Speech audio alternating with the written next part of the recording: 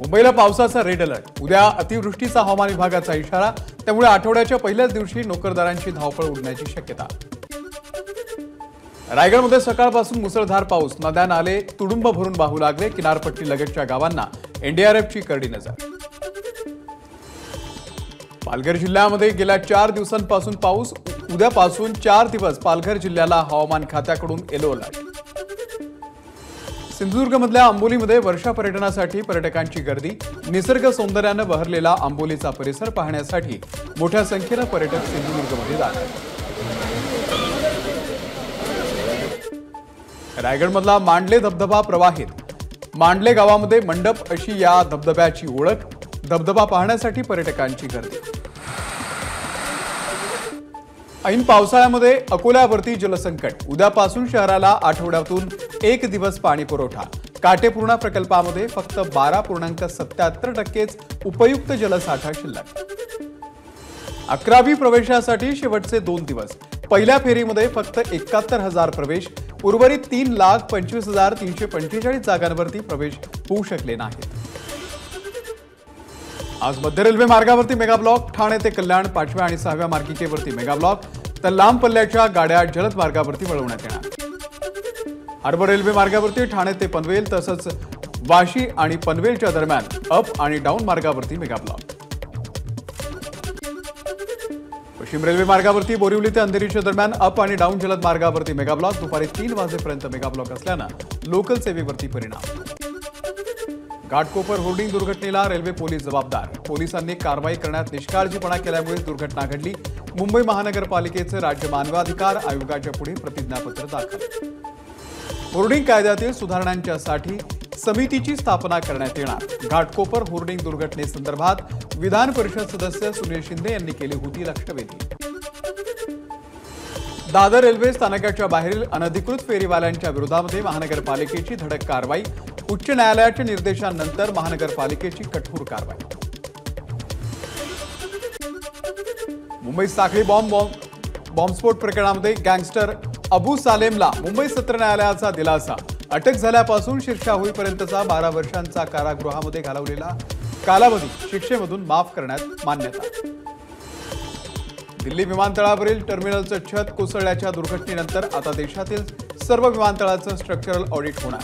केंद्रीय नागरी उड्डयन राज्यमंत्री मुरलीधर मोहोळ यांची माहिती। पुणे विमानतळाचं नवं टर्मिनल लवकरच खुलं होणार। टर्मिनलच्या सुरक्षेसाठी आवश्यक असणाऱ्या CISFच्या मनुष्यबळाची केंद्रीय गृह विभागाला पूर्तता झाल्याची केंद्रीय राज्यमंत्री मुरलीधर मोहोळ यांची माहिती। फोटोग्राफीमध्ये आवड असणारी व्यक्ती मुख्यमंत्री झाली की खूप प्रॉब्लेम होतो। देवेंद्र फडणवीस यांची उद्धव ठाकरेंवरती नाव न घेता टीका। फोटोग्राफी चांगली असलेला व्यक्ती मुख्यमंत्री झाला की महाराष्ट्राचं चांगलं चित्र घेता येतं। फडणवीसांच्या उद्धव ठाकरेंवरच्या टीकेला संजय राऊतांचं प्रत्युत्तर। अजित पवारांच्या देवगिरी निवासस्थानी राष्ट्रवादीच्या कोर कमिटीची बैठक। विधान परिषदेचे उमेदवार अंतिम करण्यासाठी बैठकीचं आयोजन। महाराष्ट्र भाजपचं 4 तास विचारमंथन। प्रभारी भूपेंद्र यादव, सहप्रभारी अश्विनी वैष्णव, देवेंद्र फडणवीस यांच्यासह राज्यातील नेत्यांची बैठकीला उपस्थिती। महायुती म्हणूनच आगामी निवडणुकांना सामोरं जायचंय। भाजप कोर कमिटी बैठकीमध्ये विधानसभा निवडणुकीचा रोडमॅप ठरलाय। खोट्या नरेटिव्हला काउंटर करण्यासाठी काही नेत्यांची नियुक्ती करणार आहे। आशिष शेलारांचा रायगड जिल्ह्यातील कार्यकर्ते आणि पदाधिकाऱ्यांशी संवाद। आम्ही फेक नरेटिव्ह करत नाही, शेलारांचा विरोधकांना टोला। ठाकरे गटाच्या लोकसभा गटनेतेपदी खासदार अरविंद सावंत यांची नियुक्ती। नियुक्तीनंतर सावंत यांनी उद्धव ठाकरेंची भेट घेत मानले आभार।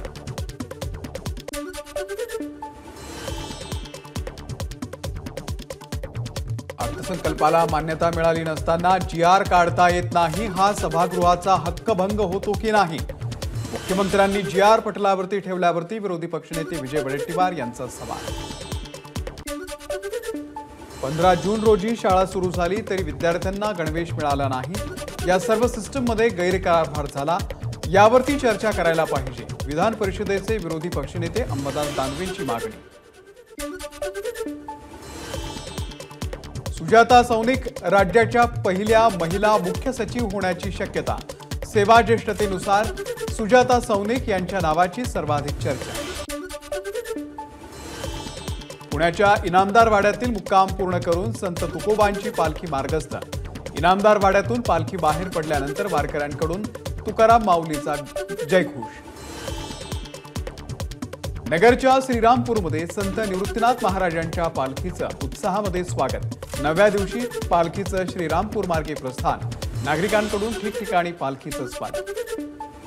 अमरावतीमधील प्रज्ञाचक्षू संत गुलाबराव महाराजांची पालखी पंढरपूरच्या दिशेने मार्गस्थ। श्री महाराजांच्या पालखी सोहळ्यामध्ये आनंदामध्ये भाविक सहभागी। भाविकांकडून ठिकठिकाणी पालखीचं स्वागत। कंधारच्या साधू महाराज संस्थानच्या दिंडीचं पंढरपूरकडे प्रस्थान। विठू नामाचा नामघोष करत हजारो भाविक पालखी सोहळ्यामध्ये सहभागी। पंढरपूरमधल्या विठ्ठल भक्तांसाठी खुशखबर। मंदिर समितीच्या भक्त निवासांमध्ये भाविकांना मिळणार अल्प दरामध्ये नाश्ता आणि भोजन। कारगिल युद्ध विजयाचे रौप्य महोत्सवी वर्षाच्या निमित्तानं मॅरेथॉनचं आयोजन। 44 किलोमीटर मॅरेथॉनमध्ये देशभरातल्या नागरिकांचा सहभाग। एबीपी माझा, उघडा डोळे बघा नीट।